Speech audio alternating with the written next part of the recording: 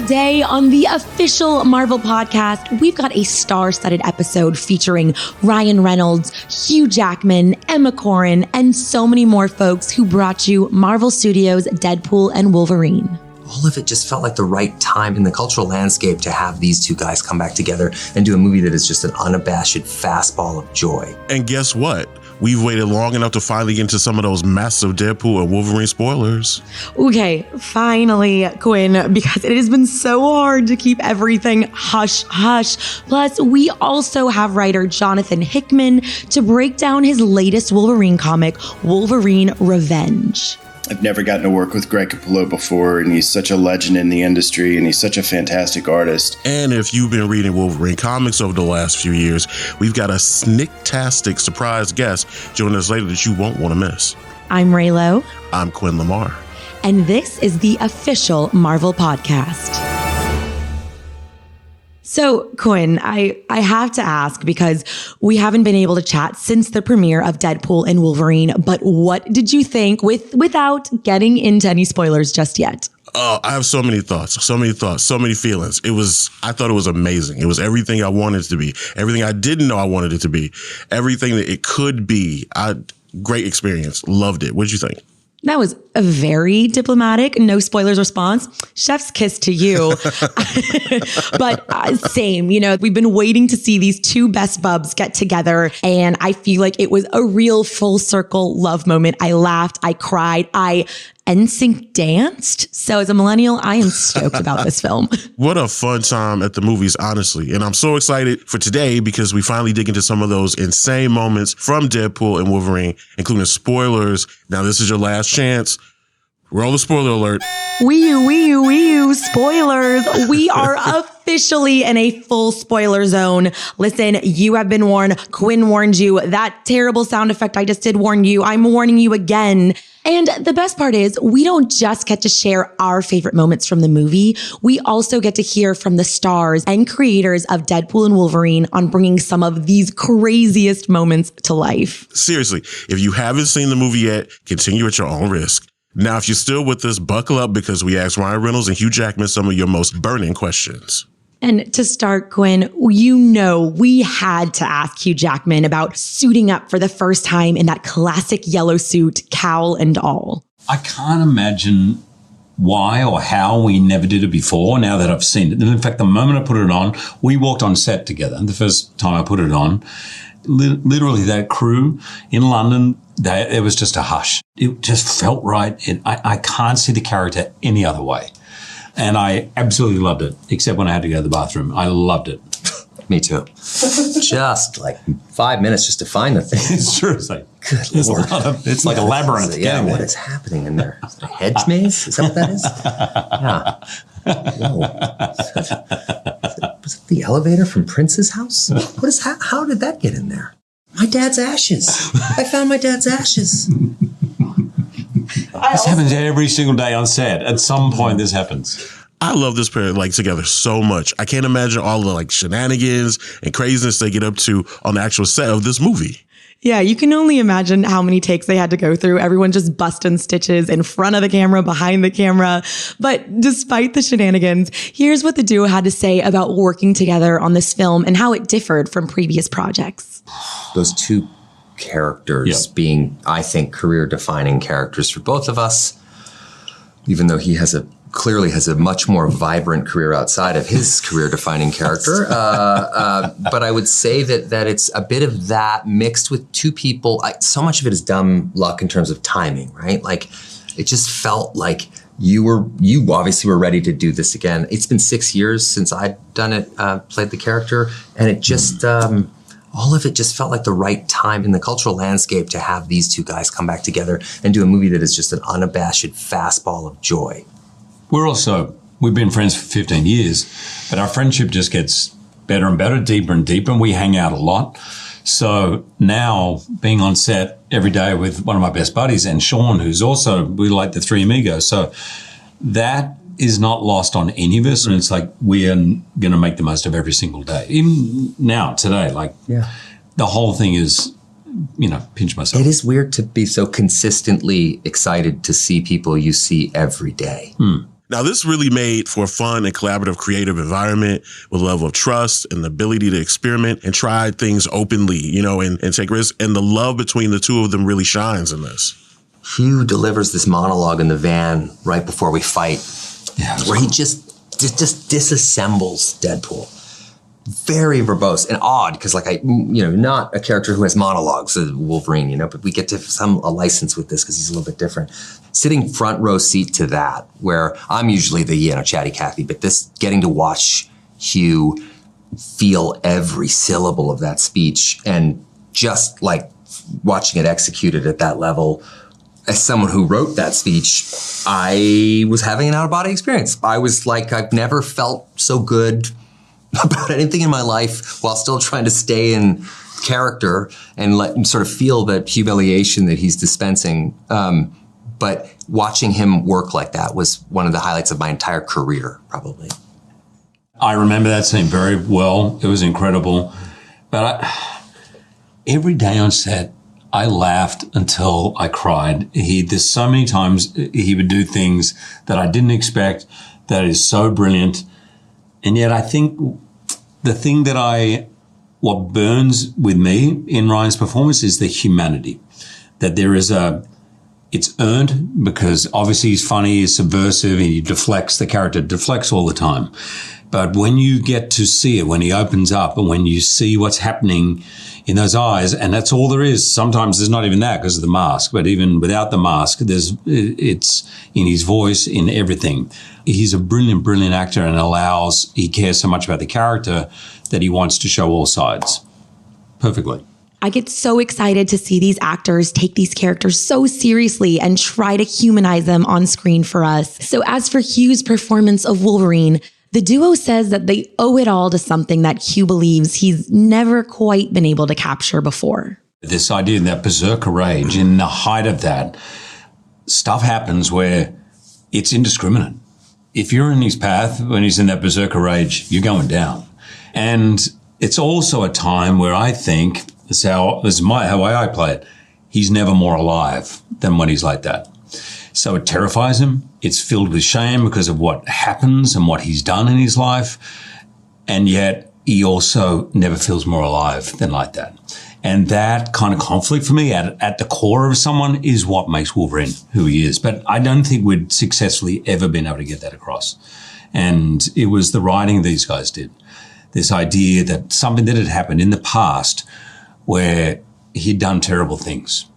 And it was what kind of unlocked the idea of he's the worst Wolverine. That for us was like everything. That became like the greatest fertilizer for all this. Now, Deadpool and Wolverine also has some pretty spectacular needle drops. The music is top tier. So, of course, we had to ask Ryan Reynolds how he approached picking songs for the movie. I don't even know. It's like a weird thing. Like a Prayer, Madonna's. That was in my head since Deadpool 2. That exact sequence, actually, just not fighting the Deadpool core. We had to go meet with Madonna, which was kind of an amazing pinch me moment. And, I sort of felt like she has some authorship over this movie just because it started with that song. The whole movie started with that one song. According to second unit director George Cottle, the fact that this whole movie started with that one song, that one idea, that one little music bug Ryan Reynolds got stuck in his head is a testament to Reynolds' visionary genius. Ryan said to me, he's like, I have been dreaming about this shot for, I think he said 7 or 9 years. He's like, from the shot to the framing, to the song, to the action. He's like, we are doing it. I was like, okay. You know what's funny? In all the years I've been doing this and some of the incredible people I've been working with and some of the places I've been and the actors I've worked with, probably one of the most Hollywood iconic texts I ever received in my whole career was the day before Christmas Eve, I think, or a couple of days before Christmas Eve. I was at home with my family in LA. My phone text, and it was Shawn saying, send me the video of the one-er. Ryan and I are at a party and Madonna's here and I want to show it to her. And I was like, that might be the most Hollywood text I've ever, and I think I screenshotted the text. But immediately I was like, yes, sir, you got it. And I sent him the video and it just plays. And it's not just the song, it's the scene in its entirety that takes the cake. I mean, it's an incredible 2-minute long one-shot take where Deadpool and Wolverine fight their way through many, many Deadpool variants. Here's George elaborating on the intricacies of this scene. When we first talked about it, I saw the storyboards, and the storyboards were incredible. And the difficulty of pulling off something like that and the implications of putting all of those pieces of the pies together are so massive that it never really happened. So much so that George didn't think it actually even come to fruition. So when they talked about this very early on, I was like, here we go. But when you shoot a movie like this, when you commit to a oneer, you don't have anywhere else to go. Like, you are committing to what that shot is. With Ryan's vision and George's technical know-how, there was just one last piece to the puzzle missing. Who were Deadpool and Wolverine going to fight? Well, the solution actually came to Shawn Levy, the director of Deadpool and Wolverine, while reading Deadpool comics. I read at least 100 issues of the comics while I was writing with Ryan and prepping the movie. I don't know that I ever quite understood and knew with full fluency about the Deadpool core. And that was in one of the first Deadpool comics that I had asked Marvel just bury me in comics. And they did. And I would just read them all the time. And as soon as I saw the core, I knew that, wow, if we could find a story reason to bring all these Deadpool variants into the movie, that would be an interesting twist in the third act. And so that's what we did. And that came straight from the comics. I love that he goes from being buried in Marvel Comics to then being buried in a mountain of Deadpools. It was clearly, truly destiny for Shawn. I guess it's part of what makes Marvel so unique, though, right? There are so many ideas that start off as a single comic book panel, and it just expands from there. And it speaks to like the skill to be able to make that happen in real life. And if you guys are wondering, that day on set was just as fun as you'd expect it to be. Yeah, I mean, what was fun about that day is these are stuntmen and stuntwomen who were so excited to be playing a Deadpool. And so it was freezing cold, but every one of those stunt performers was themselves experiencing a thrill that they got to be Deadpool. Today, it's not just Ryan Reynolds. I get to be Deadpool. And every one of the stunt performers felt that privilege and that thrill, and you could feel it on set. That's so amazing. I think it's a testament to this character that Ryan Reynolds has made, that so many people were able to recreate those minute motions and movements that we've come to know from Ryan Reynolds' Deadpool and translate it to their own variant. But can you imagine the mess of trying to track down Ryan Reynolds on set that day? Because I feel so sorry for the PA who was left playing real life Where's Waldo in a sea of Deadpools. A sea of Deadpool, pools of Deadpools. I cannot imagine what that must have been like. But besides the hordes of Deadpools, we have to dig into all of those insane cameos in Deadpool and Wolverine. According to Shawn, the team was pretty strategic about who they wanted to bring back. The vibe on set was a party. We wanted to play with this theme of legacy. And so we started thinking about characters who never quite got their ending. And when we had all of these characters together, and you have X-23, and you have Blade, and you have Gambit, and you have Elektra, everyone was so happy and grateful. You know, when you have people like Channing Tatum who wanted to play Gambit for 10 years, or more. And this is that moment. Everyone was just so grateful and happy to be there. And so we got the work done and we had a lot of fun, but there was just a feeling of, wow, what a privilege to do this job. And that's something I'll never forget. Now, Shawn did strive to ground this movie in reality as much as possible. And a lot of that had to do with the star characters in the movie. Because the truth is, I was welcomed in not to make just another MCU movie. I was brought in to make a Deadpool and Wolverine movie. And those are real world characters. They don't have magic powers. They aren't from space or another dimension. They are from Earth, and their powers are raw and gritty and authentic to real life. So it gave me a language where, yes, we're playing with premise and characters and settings that are larger than life, but anti-heroes who are earthbound. And so I wanted the style of the movie to be fun and visually captivating, but always feel a little gritty. We used more handheld than I've used on most films I've ever made. And just keeping it real, because I think that's what we want out of Logan and Wade. We want to keep it real. Shawn also established a very collaborative environment on set. That helped Emma Corrin, who plays the evil mutant twin of Professor Xavier, Cassandra Nova, as they created and delivered a unique take on an MCU villain. They're so collaborative, and they paved the way for, me to have a lot of freedom and kind of take the role where I felt like I wanted it to go. And the script was so rich as well and offered so much that I didn't have to look very far. What they wrote and created together was a great jumping off place. So I think Cassandra is completely the hero of her own storyline. She's completely convinced by what she's doing, which is a lot of fun to play. And they wanted her to be unpredictable. And for these guys who are such familiar and beloved anti-heroes to us to be really confused by her and completely not know what to make, which was great. I think I wasn't expecting to end up empathizing with her as much as I do. Obviously, she's evil and that's a given, and she's a bit kooky and that's a given. But I think she also has real reasons as to why she is the way she is, and those were really interesting to explore. The key into Cassandra for me was her thinking about her brother and how being the twin sister of Charles Xavier, when he is so beloved and benevolent and he's renounced you at birth, it's so interesting that she went the opposite way and became like the most evil person, sort of the yin to his yang. But that's really what completes the MCU, is this constant fight of good and bad. Now, when it comes to developing Cassandra Nova's iconic look, Emma believes that staying faithful to the comic book origins was the right thing to do. Yeah, we tried a few things before we settled on the look we did. And I mean, her look in the comics is so impactful. She could be anywhere between like 75 and 15 years old, so it was kind of like really creepy. And putting that on first day on set, ball cap, prosthetic fingers, the collar, everything, it zips you up into the character. It was one thing to dress the part, but it was another thing to walk the walk. And achieving the look from comics was one thing, but in order to fully embody the character, Emma worked with a movement coach to help bring the character's mobility and playfulness to the big screen. Something in her sort of nimbleness and slightness in the comics made me think about what fun you could have by portraying someone with such immense power, but making them feel quite nimble.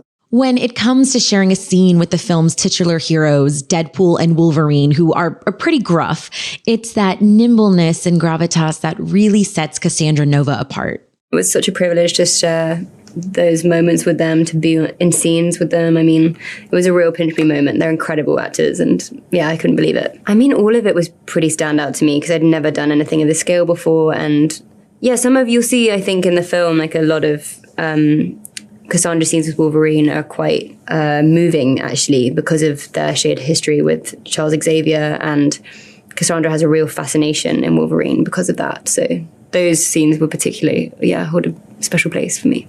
Now, Emma Corrin was tasked with bringing the character of Cassandra Nova to life. Visual effects supervisor Swen Gillberg was the mind behind Cassandra's psychic powers and abilities. We played a bunch of different options here. And again, we ended up with something a little more grounded, but you'll notice it's subtle. But when she's flicking the guys around like rag dolls, there's almost like a heat distortion that comes off her hands. We call it Cassandra magic. That said, there was one other ability from the comics that was absolutely vital for the portrayal of the character. We call it the hands through face. If you look through the comics, and there's lots of them, she literally forces her hands through the face and into the brains and just starts poking around mentally in there. And she's delving into their minds to find out their secrets and also to control them. But mostly she's on an information gathering thing. There's no way around it.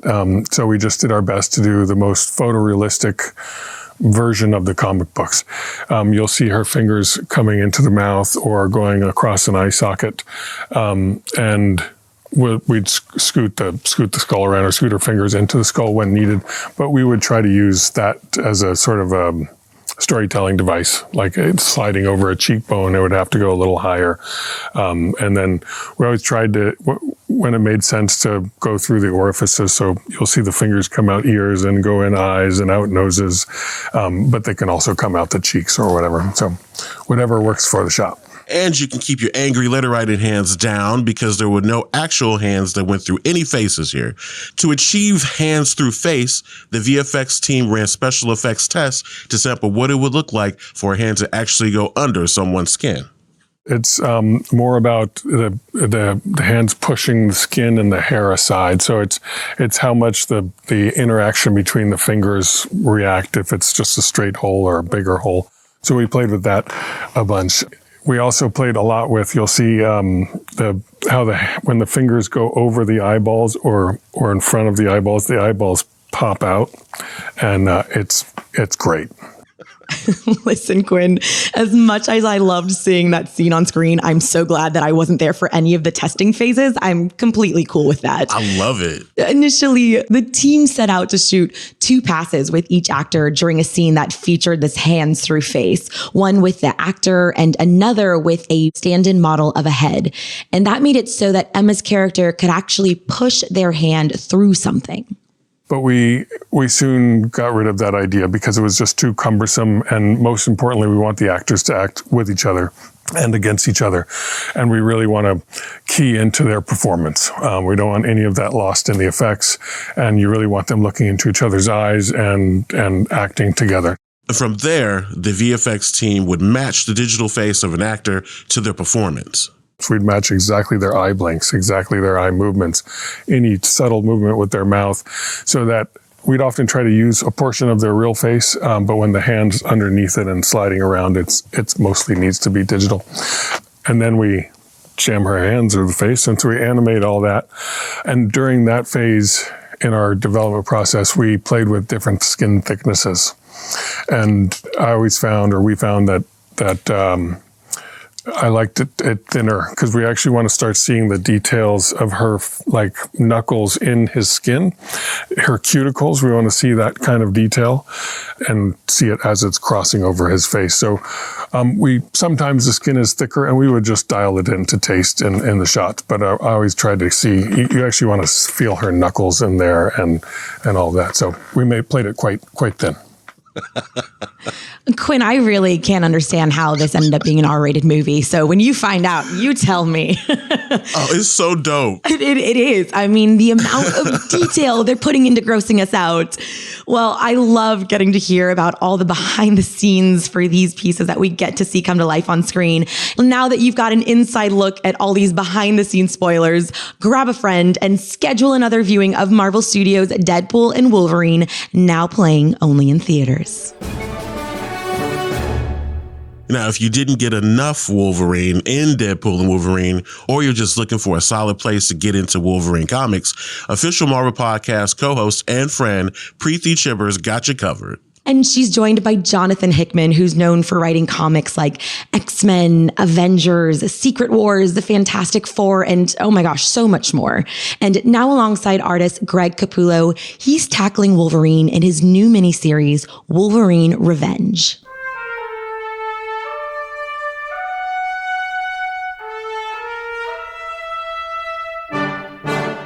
Hi, Jonathan. I'm very excited to talk to you about Wolverine today.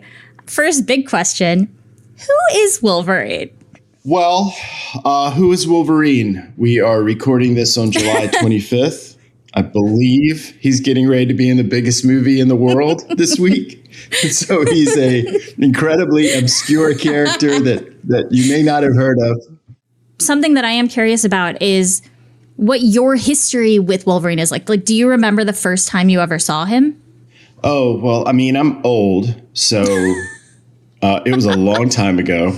I've been reading Wolverine in comics for 40 years, right? So it was a long time ago, pretty close to his introduction. He got introduced in Hulk, but pretty quickly was revealed to be a member of Alpha Flight, which then he, showed up in the X-Men books. And X-Men was always my favorite Marvel book when I was growing up. And so, I was there whenever he first started showing up. So it was early on. So had to have been, pre-Dark Phoenix saga or sometime around then. So you've got a new project with artist Greg Capullo coming out called Wolverine Revenge, and we are pretty excited for it. So what I want to know is, can you tell us a little bit about what the process was in creating it? Like, how did it come about? Well, when we found out that Greg Capullo was going to come to Marvel and draw a book, and he wanted to do Wolverine, they asked me if I would be interested in doing it. And I, of course, said yes, because I've never gotten to work with Greg Capullo before, and he's such a legend in the industry, and he's such a fantastic artist. That's how the project came together. Let's do a thing. And so then we talked about what we wanted the story to be, and Greg had some very specific tonal things that he wanted to be in the book. He wanted it to have a certain attitude and a certain visceral feel. And so that's kind of what the genesis of the book was, and I shaped the story around it.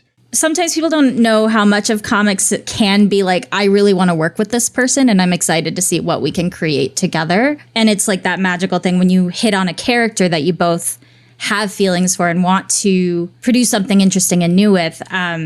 What is it about Wolverine, I think, that is so special? Like, if someone is coming to Wolverine as maybe a newish comic book reader, what is something special about him and Wolverine comics in particular?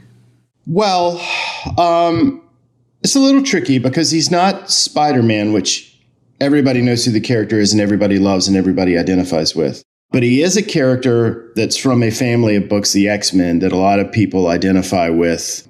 If you're a bit of a loner, or if you're a bit rough around the edges, or if you have a past that you would rather leave behind, or, and on and on and on and on, the way that people identify with characters. He's one of those characters that is unassailably easy to identify with, whether you identify with him personally or you identify with, wow, this guy is cool, and I would like to take part in a thing with this guy. And that's the thing that he has going for him, is that he's always been very roguish, very Han Solo. It's a story, like Star Wars is a story about the Jedi, but really it's Han Solo that's the cool guy, so that's kind of why people love him. Where is Logan at the beginning of your story? What will readers need to know coming into it? Nothing really. It takes place 2 years in the future, 3 years in the future, right? It's one of those kind of stories. So I don't want to give too much away because the first page is a big kind of whoa thing. But it takes place a couple of years in the future, and something happens and Wolverine has to go do certain things. And in the doing of those things, bad stuff happens, and then he wants revenge, So it's not Western in the way that Old Man Logan was, which is a story that's a very popular Wolverine story. But it is Western in the sense of it has a huge scale and the motivations are very simple in the heart of the book. Somebody has done something wrong and somebody's got to pay. Like, no spoilers. But based on some of the promo around the first issue, UT's readers can expect Wolverine to go up against some of his biggest foes. Can you expand on that at all? Well, some of those characters are very obvious. I think the thing that people will be surprised is who some of the people that he's going up against. And again, we don't want to spoil it, but some of them are not surprising. It's not surprising that we found a way to weasel Deadpool into this, and Sabretooth is in it, and Mastermind, and some classic X villains, specifically Wolverine villains like Omega Red. But there's a couple of instances in here where there's some surprise characters, and the reason for that is the way that the book starts. And so, that's a thing that you want to do. You want to give people kind of the matchups that they're expecting, but then you always want to surprise them with something that they weren't expecting. And so, we do that in this book. Was there anything that you were really excited to include? Well, it wasn't as much about hitting specific story beats. It was really more about working with Greg. And then when Greg's pages start rolling in, it excites you and you can see what he's adding to it. It's like a feedback loop. It just makes you want to do more and more creative stuff. And that's what the fun is. I guess I should also add that we did this in Marvel style, which is, if you don't know, normally comic book scripts these days are written full script, which means that you break down the page, you break down each individual panel, you describe what's in it, you write the dialogue, and then the artist goes off and draws it. The way it was done years and years and years ago is something called Marvel style, which is where you kind of write an outline of the book, and then the artist goes and interprets all of that, and then you script the dialogue afterwards. And that's how this book was done. And so there's a lot of back and forth between me and Greg as we're creating this of here's an idea, Greg interprets it, and then I reinterpret his interpretation in the dialogue. So it's a lot of fun to work that way. You have to be comfortable. You have to have done it. And I've done a lot of that over the years. And so I always love working that way when I have the opportunity. Thank you for sharing that. I think that's very, I love process, and I love the idea of how writers approach the process of creating something like a comic book, which is by nature such a collaborative project and such a piece of art that comes from so many different minds. What do you hope readers take away from Wolverine Revenge? Oh, goodness. It's the same thing I always do. I just want people to have a good time reading it. The two most important words to me are surprise and delight. And I want the reader to always be surprised when they read a book of mine, and I always want them to be delighted. And there's a lot of different ways you can do that, obviously. But it's super important to me that that's part of it. And I just, I've been doing this a while now, and I don't ever take for granted that I've done a good book.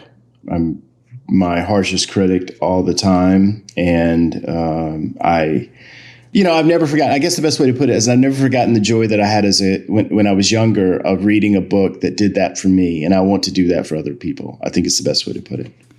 Well, thank you so much. This was such a wonderful conversation. I really appreciate you coming by to talk to us about our favorite little guy, Wolverine. Of course. Of course.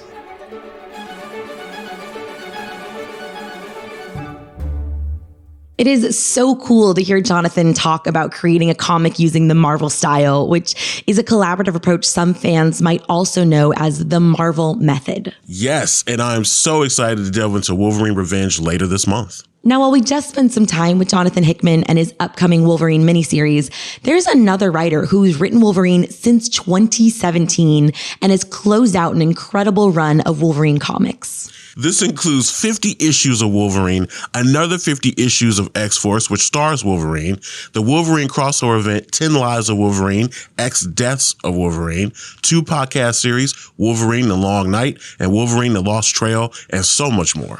That all said, we thought it'd be a great idea to bring him onto the show to celebrate and reflect a bit on his time writing Logan, his relationship with the character, and really close us out. Hey everybody, my name is Benjamin Percy, and since 2017, I have been the writer on Wolverine. And this character who is my favorite of any comics character. It's been such a privilege to be a custodian of Logan all this time.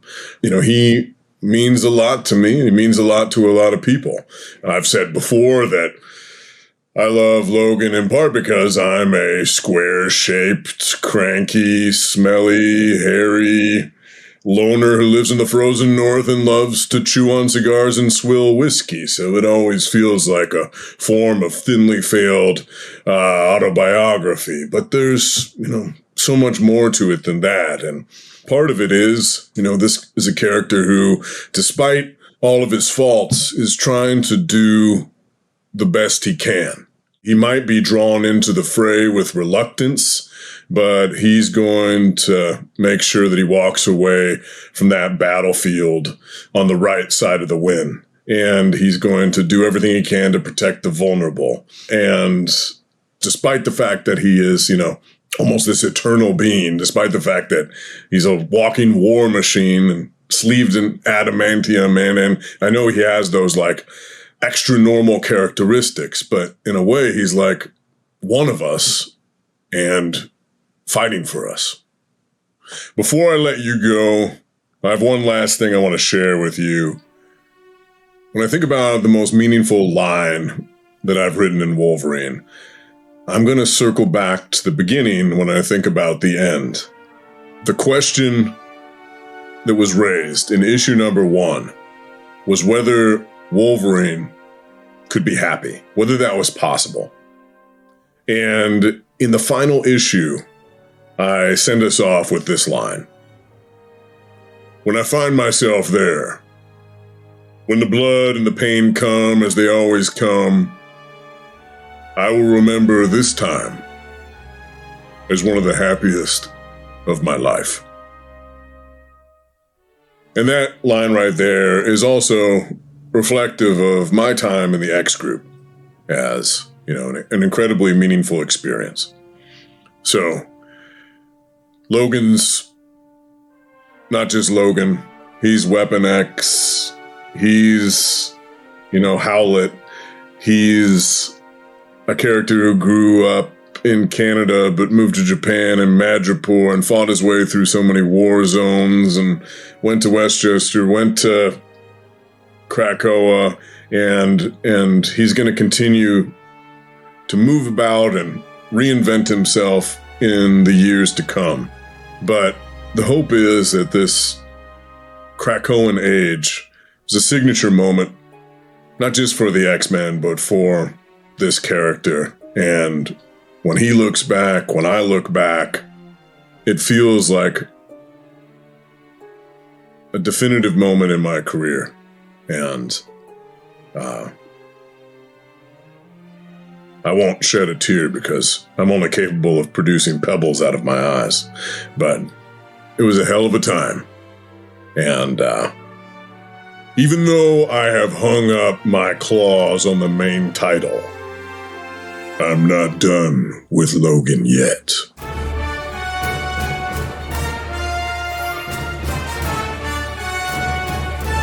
Next week on the official Marvel podcast, we're joined by your friendly neighborhood Spider-Man showrunner, Jeff Trammell. Growing up, loving Spider-Man, the animated series, loving Spectacular Spider-Man, I get to play in that sandbox and kind of leave my own stamp for it. And that means that the same way I grew up with those shows, someone's going to grow up with this show, and this is going to be their Spider-Man. But in the meantime, if you haven't already, please subscribe to the podcast and leave a review. We really appreciate it. And tell a friend about us. I actually met so many new friends and listeners at San Diego Comic-Con, and I did promise them that if they were listening, I'd send out a little shout out. So hi, friends from SDCC. That's it for today. This episode of the official Marvel podcast was hosted by Raylo and myself, Quinn Lamar, featuring Preeti Chibber.